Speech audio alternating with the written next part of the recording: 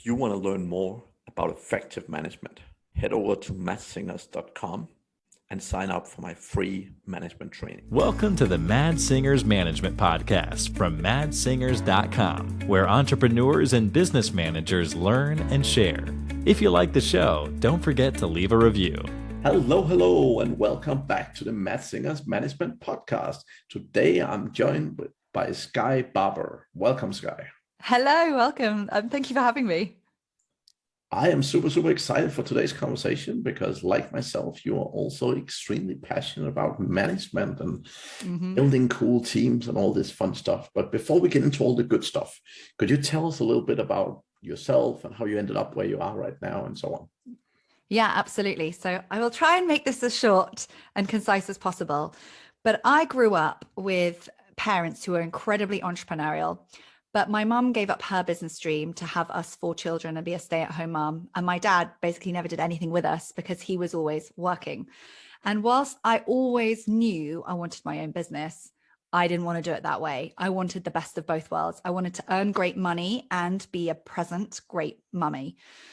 And I was always wondering, like, how do I do this differently? So I went into corporate life. I was headhunted off the back of university, running social enterprises there. I was headhunted into the John Lewis Partnership in the UK. And I was fast tracked to being like a store manager. So at 27, I was running a business at £45 million turnover, 250 members of staff. And I got to see exactly the real life leadership and all the people challenges and the operational challenges that go with that, and make all the mistakes under the sun. But the biggest lesson I learned was, in business, to grow a long-term sustainable business, you can't just do everything yourself. You have to bring people with you. And I saw that as the missing link with so many entrepreneurial friends and family members around me. So that when I wanted to do my own thing, which came around after having burnout, being in hospital for 3 days, and being pregnant with my first child, I knew I had to take the leap then. And I started working with clients who didn't know how to go beyond them. They were just stuck as like the amazing person in their trade, the amazing bookkeeper, the amazing landscape gardener, but they didn't know how to grow the foundations of a business. And I was so privileged to have had that training and practical experience for the previous, it was 15 years overall, that I then support business owners in service-based businesses normally to be able to scale their business without sacrificing their family life. And it's something I'm on a huge mission to get that word out, that you can have a successful business without working all the hours under the sun. Is that concise enough for you? That was concise. And I love the messaging. I think, it doesn't really matter to me too much if you have a family or whatever else you have. I think the reality is that there's a lot of, let's call them role models out there that that advocate working these 16-hour days and all this good stuff, right? And I think, particularly as a management coach, I think it's definitely one of the things that I'm not necessarily the biggest advocate of, to put it politely. So I love the message and how you go about it. So can I also just add in something here, though, that may be slightly controversial? I also am an advocate of the fact you have to apply yourself and you have to do the work. I think in the online space where I am, I see a huge number of marketing trends being like, you can get freedom, just work on a laptop on a beach and sip a cocktail and like barely work again and earn all this money in like 10 days. And I really disagree with that. To me, on a personal level, freedom is, an individual thing. And the idea of sand in my keyboard just would irritate the heck out of me. But equally, I think you have to, as a business owner, there is a certain level of, it's difficult at times. You have to roll your sleeves up. You have to be prepared to do things and you have to dig deep.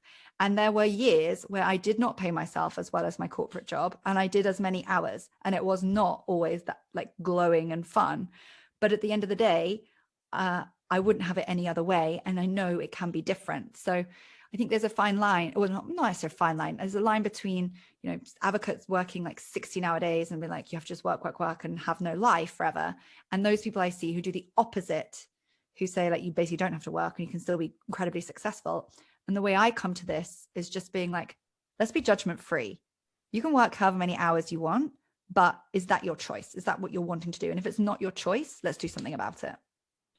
So I need to make sure I understand this. So is the cocktails you disagree with, or is it the beach? The cocktails I definitely don't disagree with. The beach I don't disagree with. But the idea of working, that being freedom with like, sand everywhere, just would drive me mad. But I suppose my intention is that to one person's idea of that being freedom, it might be someone else's hell. And Totally. it should just be like freedom to me, or creating a business that allows freedom is like whatever your version of that is. And I think, just getting off my soapbox in just a moment, there's a little bit around on my news feed, which hacks me off, when it's like, this is what a freedom business is online, like a laptop lifestyle, etc. But that is amazing. But that isn't necessarily everyone's version of freedom. Totally agree. Just from personal experience, I mean, I've lived remotely pretty much since 2014, early 2014. And I definitely know that the life I live is not the life for most people. Mm-hmm. Even if they look at the life I live, most people couldn't live it. Really? Because here's the thing, reality is that, again, it looks good sitting on a beach, but when you're actually sitting on a beach and need to put in a full 8-hour workday, that requires a lot of discipline. Yeah. And I could do it. Like that combination is definitely hard, right? Yeah. And I think that's definitely an interesting observation for you. But equally, like, I got up today at 5 and did some work. Now, I didn't have to, but I chose to do that to be more present with my children this morning because I had a childcare issue. But my idea of like creating working time that I want and working the hours that I want is being able to be flexible at home, do my chickens, do my pony and my horse. Like, we live on a farm, by the way. It's like rural Oxfordshire on a farm life. So I'm very much a farmer's wife as well as a business owner. But so our extremes of what working hours are maybe different. But the point is, we're living our dream. And that's what's so important. Yeah. And I think that's actually what happens. So I see a lot of people start their entrepreneurial journey. And what I see is that when you get really passionate about something, again, also one of the reasons why people end up working 16 hours a day is that they're so passionate about it and they love it, right? Yeah. And that definitely makes it easier. Like if you work in Tesco's and you're packing stuff on the shelves every day, that was my old life, by the way, Waitrose. You're probably not excited to work 16-hour days, right? No, I was not. So I think that's also sometimes one of the challenges, because people like it and actually enjoy it so much, at least to a limit, right? And therefore, a lot of them end up spending a lot of time doing the wrong things. Exactly. Just because they enjoy it, right? Oh. And a lot of the time what I ask people is, do you really want to build a business, or do you want to build yourself a very glorified, well-paid full-time job? All right. Love that question. The difference between those two is very, very big. And then particularly in the space I work, I mean, I work with a lot of like developers and a lot of like SEO, online marketing people. And a lot of these guys and girls, they love nerding out in the stuff they know really well. Yeah. But most of them, again, they don't have the management skills. They don't have the business skills per se. Mm-hmm. And actually getting to a point where you start, where they sort of start showing interest, and you're like, hey, is this actually what you want? Like, do you actually want a job working for someone else, or as a freelancer in principle, or do you actually want to build a business? Because you have to make a very conscious choice between the two, because the middle ground is often very horrific, right? Yeah. Can I just say this, in this conversation, I feel like I could probably talk to you all day. I absolutely love someone of my own thinking.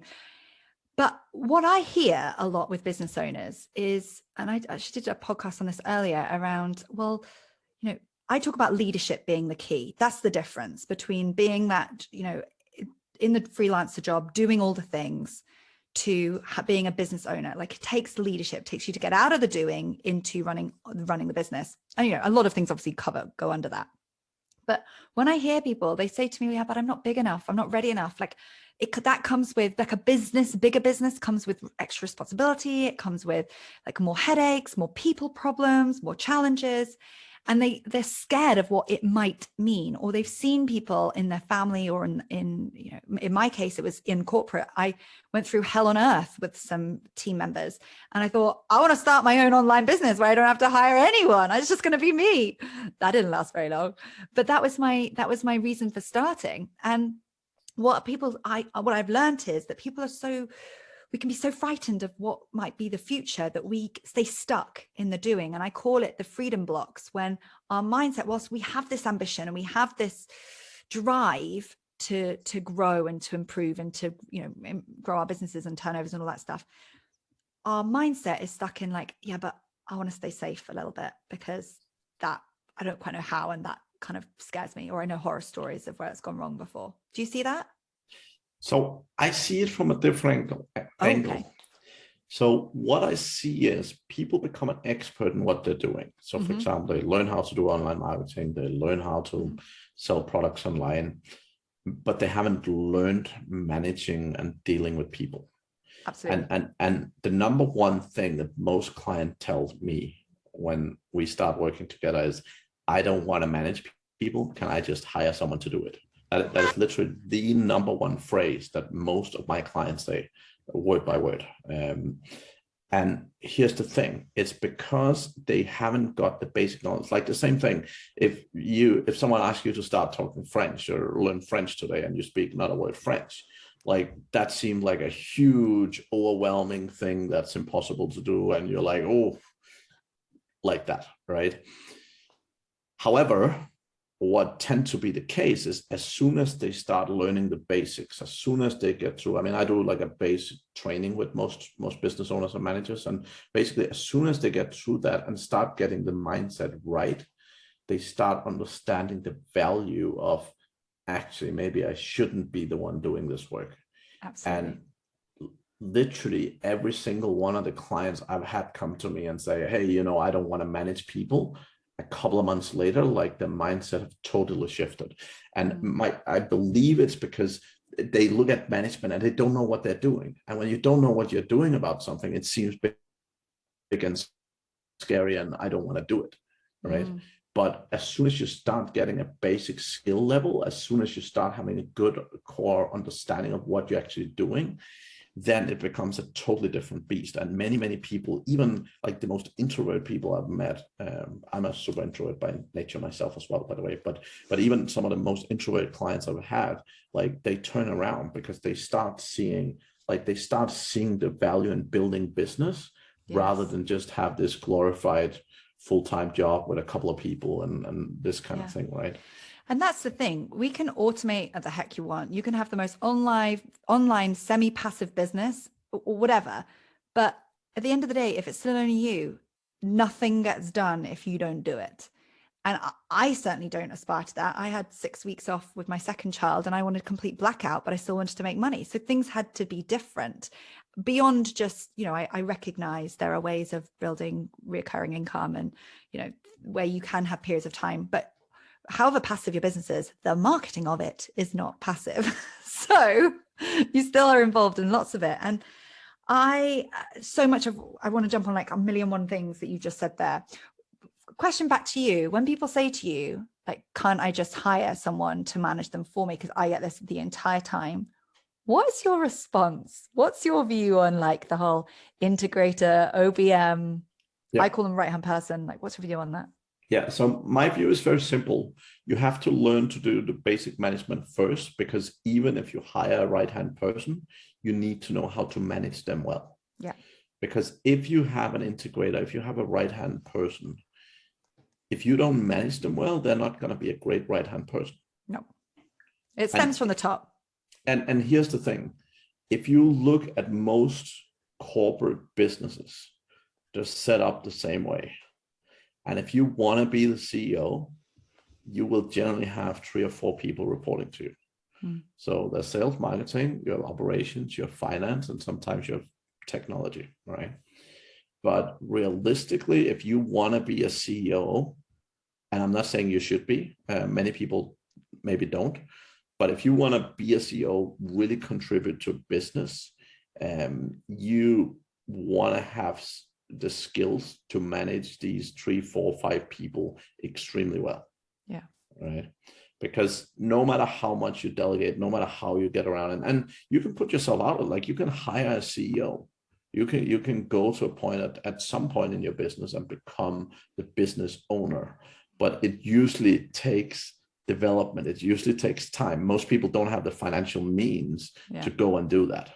Right. And by the way, just going and hiring a CEO is not like, it's not something you just do, because particularly if the business is all sitting on your shoulders, that is not a very, well, not just not easy, but it's probably not even the right way to try and get out of it. Right. Completely agree. And the second thing is, if your entire business is sitting on the shoulders of one person, you have a problem. Yeah. Right. So that's my view. Yeah. And everyone needs to be replaceable. And I say this to my right-hand person who's about to go on her maternity leave. I'm like, you're absolutely incredible. And I love you as part of my team. She's worked with me she came across from corporate to work with me in my own business. But I was like, everyone's got to be replaceable. Like that's, otherwise we run risk in our business. And okay, it is different perhaps in a personal brand space with our name or my name above the door, but I'm also building a tech business. I've been a director in a hospitality business that we started from scratch and sold for just under 3 million. And, you know, it takes a lot of people and a lot of different brains and hands in a business to grow it in a way that you can then sell it, for example. Well, that's fascinating that how you answered that. I think, thank you for indulging me in that question. But when you talk about that right-hand person, and I see it as people wanting at times to abdicate responsibility rather than delegate responsibility. And one thing that absolutely drives me potty is this slight, like, I call it like the throwaway culture of VAs, where employers and business owners, they go, right, I need to outsource. I know, I need a VA. Right, they get the VA in, and what am I giving them? Oh, could you do my inbox? But you don't train them or give them any SOPs or systems. Oh no, you can't do that very well. Oh, by the way, that wasn't very good. And then you just ghost them. Or you may say, we're not going to work together anymore, but that's it. And so you get through and they're like, I've been burnt by 3 VAs. I'm like, oh, can we just hold a mirror up a little bit and say, what's the common denominator here? You. So what are we going to do about that? And this is actually one of the common threads. So I actually own a VA company, and we have a couple of hundred VAs, right? And originally, when we started out the company, we would do it on a referral basis. So we would find a person, we would hand it to the business owner, and they work for them and so on. And it never worked out. Like we literally had a 80% failure rate. And I'm like, wait a minute, me and my team are really good at hiring. We do not hire 80% failures. We do not hire anywhere near 80% failures. Right? Yeah, it's not you. And what happened was we then had to change the model, and we tested out, but basically we hired the people. We still support with demand management, but the client basically tell the staff what to do and how to do it. And then we try and deal with all the personal stuff with our team. And that worked out. Suddenly our attrition rate went from, 80-20 to be like 95-5 or something like that. Wow. Which was crazy. But the whole thing was that there's 2 things behind it. So number one is, when people don't pay their staff very much, they don't think of them as regular employees. Completely. And the whole thing is, if you want to be successful in business, if you have resources, and if you hire someone, I don't care if they're sitting next to you or in China or in anywhere in the world, wherever they're sitting, if you treat them like a cheap resource, they will only deliver work as a cheap resource. I know plenty of people who have built not just $1 million businesses, but huge companies solely on the back of like Filipinos, or solely on the back of Indians, or solely on the back of Eastern Europeans, right? It is extremely possible, and it is extremely doable, right? Now, I'm not saying that, in my opinion, it's always the right thing to do. Yeah. Right. So I believe there's a time and a place for hiring people in different locations and so on. Right. But the whole thing is, it's all about how you manage them. And again, if you have a bad experience with 3, 4, 5 people in a row, the bad experience is probably not based on those 5 people, but as you say, you probably need to look in circles around your own desk to find the challenge, right? Yeah. So. And the way I look at it, and I say this to all my clients, because they get nervous about, some of them have, they're running multi-6, 7-figure businesses, but the idea of taking an employee on can feel quite scary. So they want to have the flexibility of freelancers. And I'm like, well, okay, we can't, it's your business. We've got your rules. But the way I look at whether you hire a freelancer or you hire an employee, yes, there are legal connotations that are different, but the principles don't change for me in terms of they are part of the team. We don't treat people differently. And so I have 4 employees and then a couple of freelancers. They come to the team meetings. We are inclusive of conversations. It's very much, they are part of the team. It's just their contract is slightly different. And we treat them with the exact same respect and communicate. And it's just, we view it as a team. And this was very different in my circle when I started this, this particular discussion about 3 years ago, where people just thought that team meant you had to have employed staff. I'm like, well, I mean, for some people, that is absolutely the way to go. But whoever you bring into your business, it's about, if you want to get the best out of them, you've got to invest time in them. And I think another key theme I see is when people get so busy, they become really reactive and they don't proactively think this is what I'm going to need in the future. So we make decisions based on quick shit, the shit's hit the fan. We got to just go, who's got a referral for this? Okay, brilliant. Flossie says they're good. They must be good. Let's just go. And there's no due diligence. There's no accountability. There's no setting them up for success. And then they wonder why it fails. And it's just a bad experience for everyone around. And most importantly, it's no good for business because you do invest some degree of time and money into this relationship that fails. So I'm really passionate, as are you, to make sure people are equipped, because not a lot of people, it's not anyone's fault, but these are skills that, I had 10 years of my career learning it. And so you probably had, I don't know, Riz, you were telling me before, travel all around. I'm going to say a few more years, but I don't want to insult you.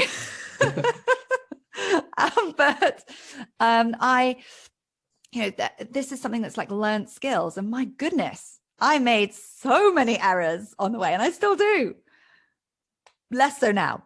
But at the time, oh my gosh, the 25-year-old me managing teams of people, of guys in their 50s, trying to explain how to, I was running supermarkets. So I was there in the baked beans on the shelf, trying to do that more effectively and efficiently and give better customer service. I made some really big schoolgirl errors. But sometimes you got to learn those to then find out what does work. But when it does, and you have that loyal support that you can depend on, that gets stuff done, you don't need to ask, that they're proactive, and that you're just oh my God, weight is just lifted off your shoulders. And where I feel the blinkers are on, you're just do, go, all of a sudden you can have creative thought. I'm setting up a new tech business because I have people in my current business that can do a lot of the legwork for me. And it's, as entrepreneurial thinkers, we want to be the creators, the visionaries. I don't want to just get stuck in one thing. So don't allow it. But that takes people and that takes management. And that's where I suppose this conversation goes. Exactly. And that's also my core strength now, because we own, I own 6 companies, right? And the whole benefit is when you have companies, when you have people, you have resources. Whenever we acquired a company here in the beginning of this year, and again, it was so easy to pick some key people from other businesses that were superb at what they were doing and put them into this new company and immediately had it take off, right? Mm-hmm. And that's the value you have when you have great people. But the key thing is, and this is for me where most people go wrong, that even when they're promoting people into management role, there's no support, right? And it's not because they don't want to, it's because they don't know any better. But reality is, again, for me, management is not something you need to spend 10 years getting the basics right. For me, getting the basics right is really getting with the right person or the right people in a span of time. But most of my clients get to a solid state within a month, right? It's not a 10-year thing, right? Now, obviously, there's a lot of practice and doing things and so on, but most of management, really, in my opinion and experience, is getting some very core basic processes right. Like, how do you build relationship with your staff? How do you delegate well, right? How do you run effective meetings? How do you set clear goals? And to your point, how do you actually hire the right people in the first place, right? Like, there's some very core, basic, fundamental processes that you want to get right, but you don't need to sit down and spend, years trying to figure out how to do management before you can actually start doing it. No. And I did a management degree, and I can honestly say I don't take anything from it. But at the same time at university, I was like, I want practical experience. So I set up a student enterprise, and I had 50 volunteer students working for me. And my goodness, I was very controlling back in those days. But the degree and actually learning in a textbook and reading about it is one thing. Actually being and dealing with people is another. And I agree, you don't need 10 years, whatever experience. But when you have that, you've seen a lot of the reoccurring themes that come up when it comes to managing people. And we've both been lucky enough to see when it does work. So I see people lose heart and think, well, I can't ever do it. And they're going to be stuck in the doing forever. And anyone listening to this, if that has been you, I would just encourage you to know that it doesn't have to be this way. And when it does work, it's an absolute life changer, a life changer. And that's it. Yeah, the other thing I have, what I see a lot is people say, oh, I'm not a management type, or I'm not a managerial person, or something like that. And again, like, I've worked with any kind of personalities. Anyone can learn the skills, and people have different strengths and weaknesses. And sometimes the challenge is people look at all these famous leaders and they're like, oh, I can't be an asshole like Steve Jobs or whatever, or I can't behave like this, and so I can't be a good leader. But my experience is anyone can learn to be a good leader as long as they learn to understand their own core strength, right? Yeah. Because if you know what makes you a great leader, you as an individual, not all these famous people that you hear about, but if you understand what makes you a great leader, if you understand why people want to work for you, why they follow you, why they want to achieve things with you, then you can get the most out of yourself and really build amazing teams. I would add to that. So understanding your strengths, I think, is so important, but also knowing your preferences of your style, like the way in which you do things and what you're like under pressure, because in our line of work, there are changes are constant, and there are different pressures at different points, and that can invoke different behaviors. And I think if you've got that like growth mindset, that you're willing to learn about your style and occasionally adapt it, not all the time, but occasionally, then I think you're going to be setting yourself up for being a brilliant leader of the now and the future. Yep. Totally agree on that. Good. Well, so I'm glad we agree, being that we're on the same subject here. That would have been really embarrassing if we were constantly thinking like, no, it's completely different. No, but I think, again, this, even within business, I think this is actually another thing, right? Like, a lot of the time, certain types of business leaders are afraid of that. Certain type of business leaders have it, people have to do it my way or else it's wrong. And I've seen that quite a bit, where, again, there's often some mindset things that you can really work on, but the simple thing is learning to focus on outcome rather than focus on the process. Yeah. Way too many online gurus tell the world that, you need to sit down, you need to figure out how to do something, and then you need to make a process, and then you need to show someone else how to do it. And the example I always use is, when I worked in IBM, I can promise you the CEO of IBM is not sitting figuring out what 200,000 people across the globe is doing every day, right? She, in fact, have absolutely zero clue. And if you want to build a solid business, you need to get out of that mindset and fundamentally stop listening to those people, right? Because while it does sound like decent advice, and I mean, processes and all this stuff can make a lot of sense, but really it's all about bringing in people to your company and giving them ownership and responsibility and trust. Obviously, I do agree, but I'm going to slightly disagree with you on that one, in the sense of I think that there is a really real need for writing down the recipe of the way you do something if you're going to hand it over. And then with giving that person permission of like, okay, this is the outcome that I'd love you to achieve. Right now, we're achieving this result by following this recipe. So let's start with this recipe and how you want to innovate and improve it. And like the whole continuous improvement lens, like go for it. And I'm all up for it. But as a baseline, this is how we do business around here. And I see lots of people in my world are willing to be like, I'm no good at this, like be so critical and be like, someone else, looking for a silver bullet solution for someone else, just finding them lead generation and that's it. They don't have to do anything anymore. If you don't understand your people, like, and what resonates and what's going to work, then getting someone in for 5 hours a week to do your lead generation, if you can't articulate it, that other person isn't going to be able to do a good job on your behalf, because no one's going to know them as well as you do in your business at that time. So I think there is a place for you being an expert at times. And I'm talking about those people who are solopreneurs at this point, who maybe have a VA or two. Obviously, as the business grows and, you know, you're building other people in, you want to, I often use the example of like Facebook ads. I would highly recommend using an expert with Facebook ads rather than trying to figure it out yourself and then hand it over to someone with a process, because you're going to burn a lot of money in the process, and they've got a budget that they're working with a handful of other companies with. So they're experimenting with lots of other people's money as well as your own. So to me, that's an absolute no-brainer to get someone else involved in that and not have to go by your process. But when I see people just being like, oh, I'm not good at this, someone else do it. And it's like, hang on a minute. This is one of the fundamental core pillars of your business. You need to know a degree of how you resonate on market or how you deliver the result. You can't just completely hand that over without a plan.